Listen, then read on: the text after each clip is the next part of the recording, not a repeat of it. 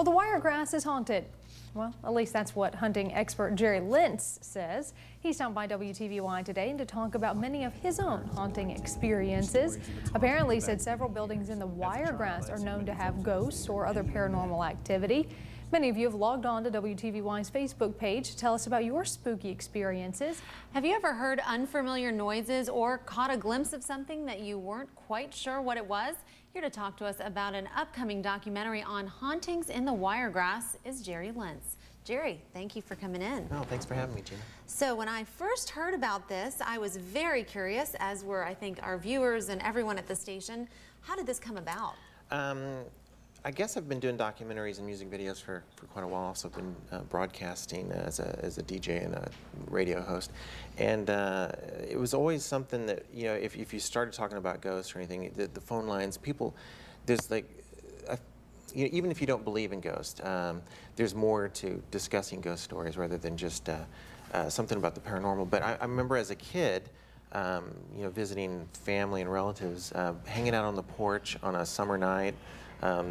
The grown-ups, the cousins, the aunts and the uncles would start talking about strange and unusual ghost stories. And now everyone texts and everyone's got email and internet and iPhones, and no one's really communicating. I mean, they think they're communicating, they're really not. But when the family gets together and just starts telling strange stories, yeah. Well, I got an email this morning from Elizabeth about a haunted dorm in Newton, and she also emailed me about 2 additional hauntings in a house, a Holman mansion near the square of Broad Street and a home on Fairview Street. I mean, they have just been pouring in since we started to talk about this subject.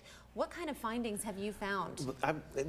The South is fantastic. It's just a plethora of, everyone has a ghost story here. And in fact, if anyone asks what I'm doing and I tell them I'm doing a documentary on ghost stories, they just start opening up and telling you their, you know, most, just some of them are absolutely terrifying. Stories, yeah. One of the interesting things, this is actually, I wasn't really familiar with what a CPAP machine is, but I guess it's a breathing apparatus when people sleep.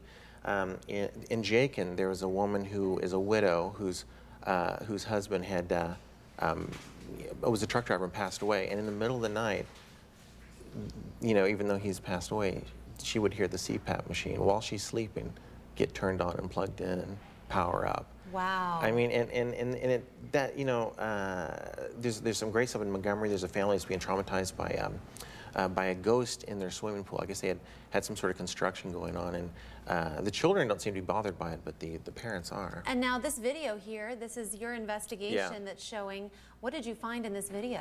This is a very old, it used to be a vaudeville theater, and it's actually it became a movie theater, but now it's a home for 5 different radio stations, and it's very haunted. It's been, you know, people have reported all sorts of hauntings for the past you know, 20 years. What types of hauntings are we talking about? Ghosts? Or? Yeah, ghosts. There'll be objects moved. In fact, almost on a nightly basis, chairs are moved. Sometimes chairs are lifted up and set on top of desks. And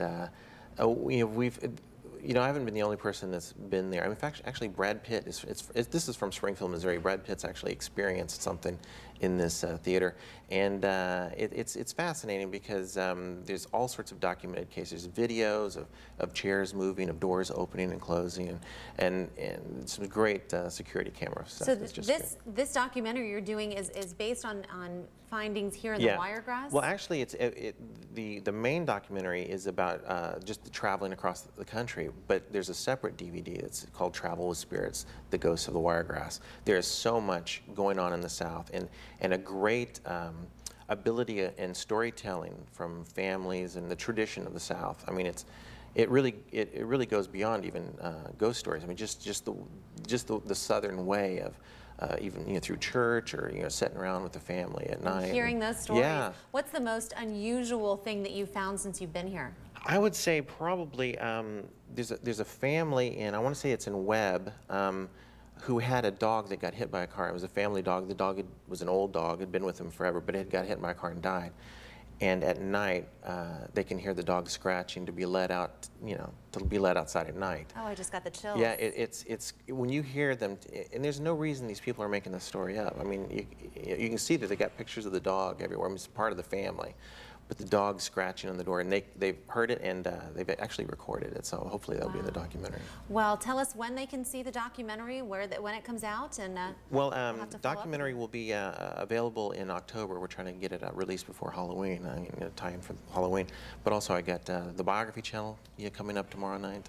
My ghost story at 9 o'clock or 10 o'clock in this time zone. So great. So 9 o'clock, 10 o'clock. That's a good one to watch or record. Yeah. And thank you so much for coming Gina, in. Thanks for having me. Great things to know here happening right here in the Wiregrass. Absolutely.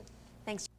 Fascinating. Well, if you'd like to see Jerry's entire interview, log on to WTVY.com and click the Live at Lunch link. And of course, you can share your stories on our Facebook page. On our Facebook page as well.